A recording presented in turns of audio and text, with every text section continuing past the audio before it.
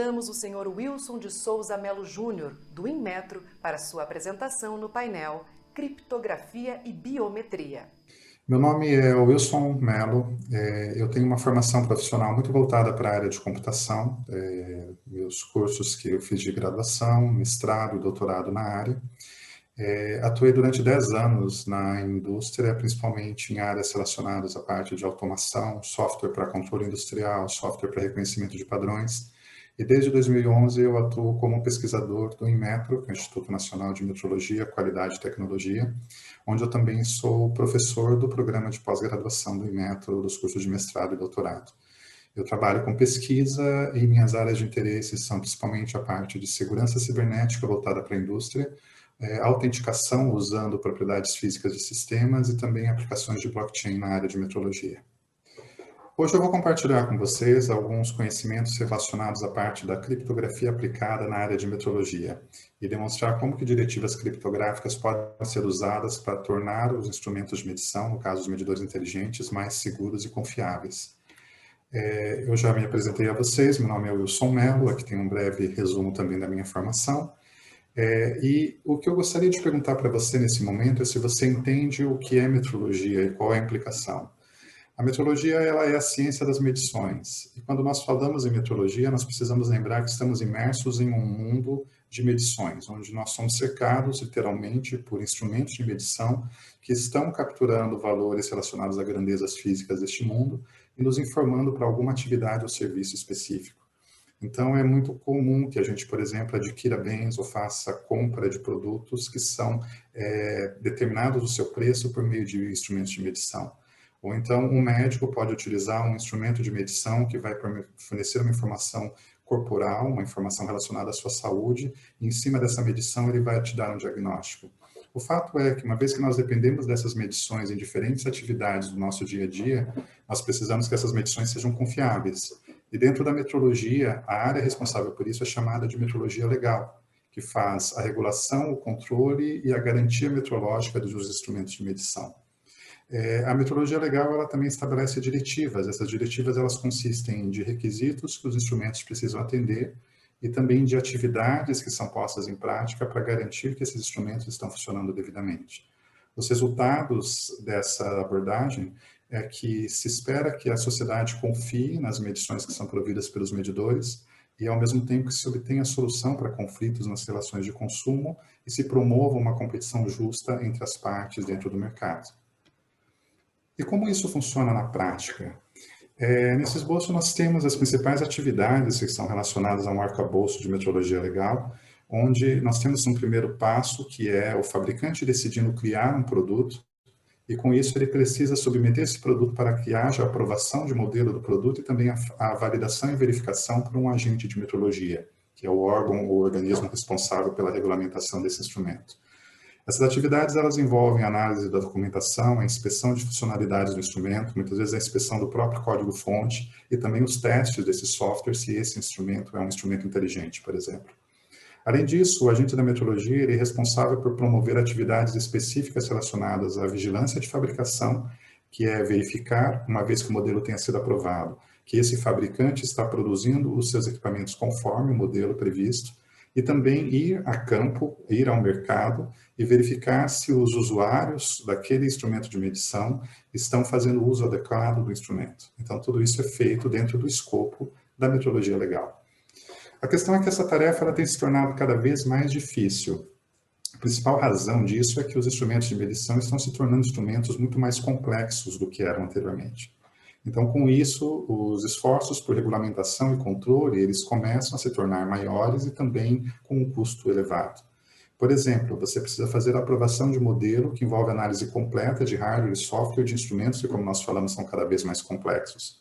Ao mesmo tempo, quando a gente fala de validação e verificação, a mesma ela envolve alguns casos de uso que são difíceis de testar, como, por exemplo, se eu preciso aprovar um medidor de velocidade, um radar, como a gente costuma chamar, e para testar esse radar eu preciso da disponibilidade de uma via pública com veículos passando em determinadas velocidades para que eu possa realmente fazer um teste factível do produto.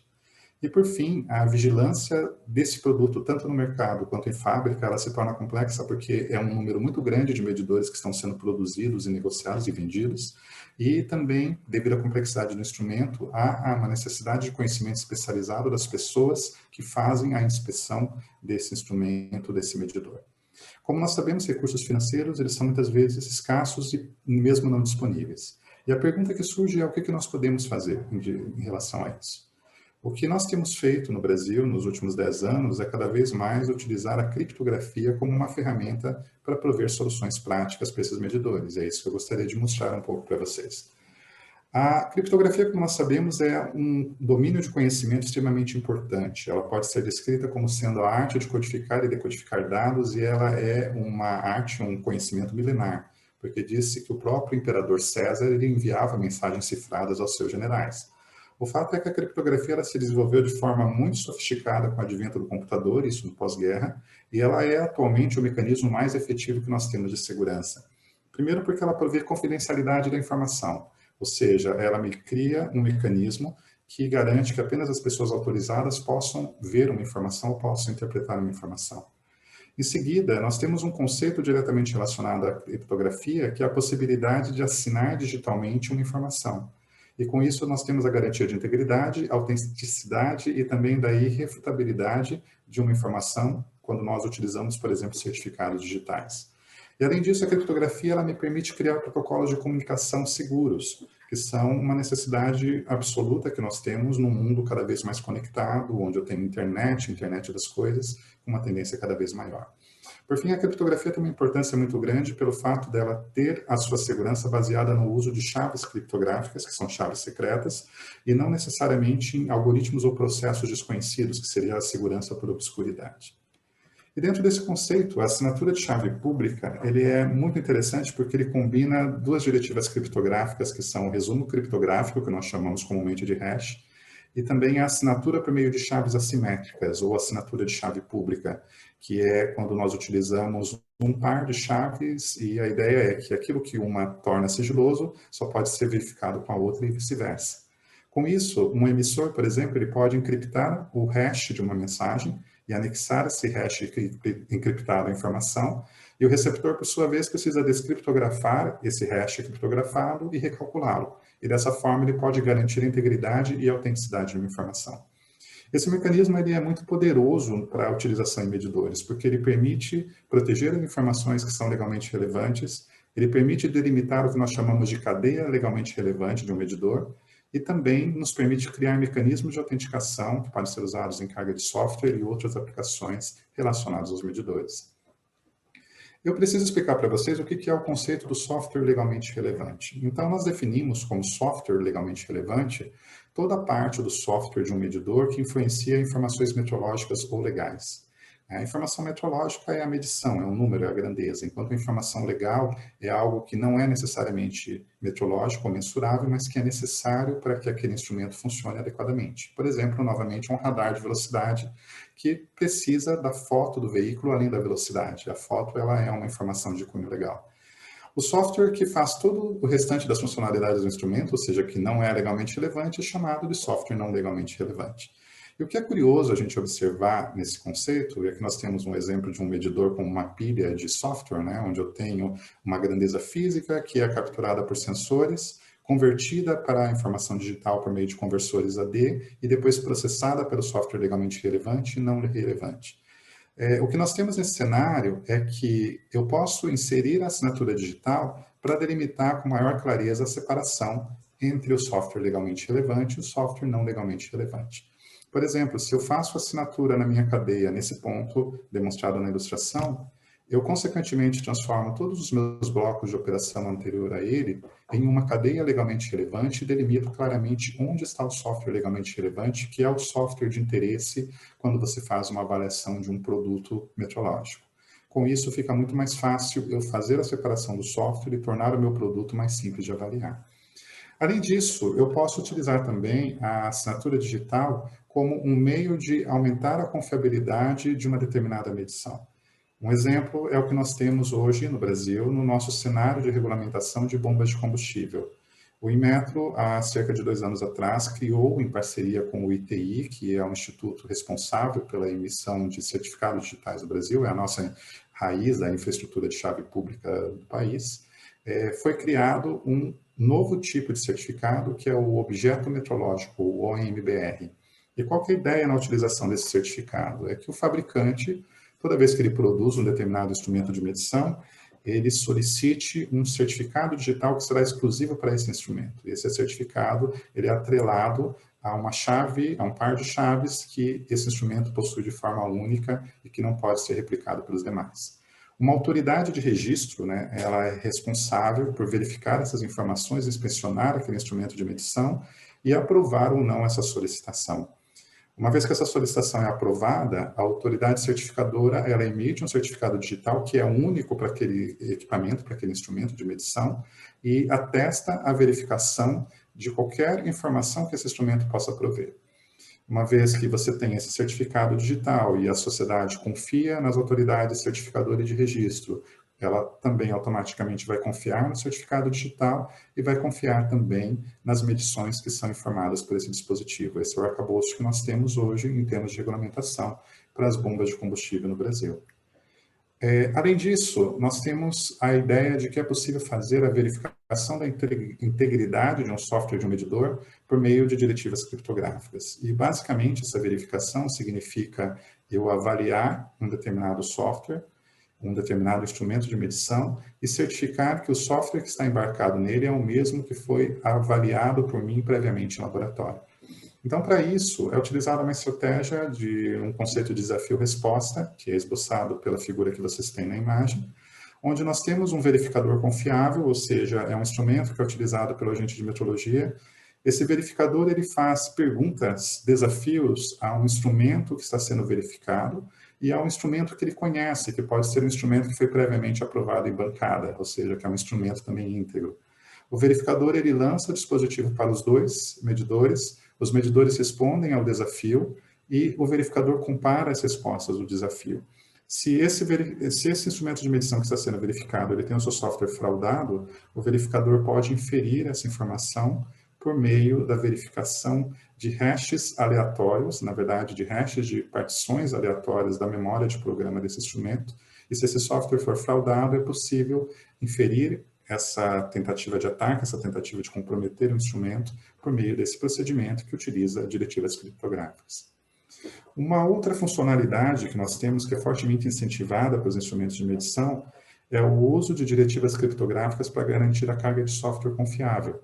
Nós sabemos que a atualização de software de qualquer dispositivo remotamente é uma funcionalidade extremamente útil, mas ao mesmo tempo perigosa, uma vez que alguém pode se valer dessa funcionalidade para carregar um software malicioso no produto, e o mesmo ocorre com os medidores. Então, com isso, o que nós recomendamos aos fabricantes é que eles utilizem o conceito de assinatura de chave pública para prover a atualização remota do seu produto de software. Basicamente, o fabricante ele entrega o software para análise, esse software ele é verificado pelo agente metrológico, e uma vez que esse software esteja adequado, esteja correto, o agente metrológico ele assina digitalmente o software e o devolve ao fabricante, que faz, então, a distribuição. Esse software ele fica disponível para carga nos instrumentos e todo o instrumento de medição que baixa o software, antes de ativá-lo, antes de fazer a atualização, faz a verificação da assinatura digital por meio da chave pública do agente metrológico, ou seja, ele verifica se aquele software foi devidamente assinado e só então, após a verificação dessa assinatura, é que ele faz a autorização para que esse software se torne ativo dentro do instrumento. E essas aplicações que nós temos relacionadas à criptografia de chave pública, elas são apenas o começo, porque o que nós vemos é que o futuro ele vai nos trazer ainda mais aplicações relacionadas à parte da criptografia e da metrologia. Um exemplo disso é um projeto chamado European Metrology Cloud, é um projeto que está sendo executado pela União Europeia, na verdade pelos Institutos Nacionais de Metrologia da União Europeia, e esse projeto nada mais é do que a digitalização dos processos relacionados à metrologia, tais como ocorre também em outras indústrias. E uma das grandes preocupações que envolve esse projeto é a parte da privacidade, porque hoje se sabe que os instrumentos de medição, eles podem muitas vezes revelar hábitos de consumo dos seus usuários e, consequentemente, expor informações que sejam sensíveis. Então, existe hoje uma parceria em termos de pesquisa, o Inmetro tem uma parceria com institutos dentro desse projeto, mesmo nós não sendo, uma vez que nós não somos da União Europeia, mesmo assim nós temos essa parceria, e nós hoje desenvolvemos pesquisa relacionadas, por exemplo, à aplicação de criptografia homomórfica e funcional para garantir a privacidade das informações que são armazenadas dentro da nuvem metrológica. A ideia é que o Brasil, talvez, em alguns anos, tenha a sua própria nuvem metrológica, e com isso nós estamos também a fomentar essas ideias, de repente, para os países da América do Sul, e com certeza, se essa ideia vingar, vai ser necessárias também parcerias para que esses projetos sigam adiante. De tudo que eu disse a vocês aqui, o que eu relembro apenas que vocês não esqueçam é que a criptografia aplicada, ela se torna cada vez mais importante para a metrologia e para garantir a confiabilidade dos instrumentos de medição. E esse conhecimento, ele diz respeito a todos que, de uma forma direta ou indireta, se relacionam com essa área do conhecimento. Porque os estudantes, hoje, eles devem ser preparados para saber mais sobre o uso da criptografia. Os profissionais da indústria devem repensar os seus produtos com o uso da criptografia, e principalmente aqueles que usam esses produtos, eles devem se perguntar se os mesmos são confiáveis e seguros. O Inmetro, ele possui corpo técnico com essa formação e capacidade, tanto de formação de pessoal, como também de execução de parcerias, visando a excelência da indústria brasileira. Essa era a apresentação para vocês, o meu muito obrigado, e dúvidas, perguntas ou sugestões, não hesitem em me contactar, estamos no Inmetro à disposição de todos. Agradecemos o Sr. Wilson de Souza Melo Júnior, do Inmetro, por sua apresentação.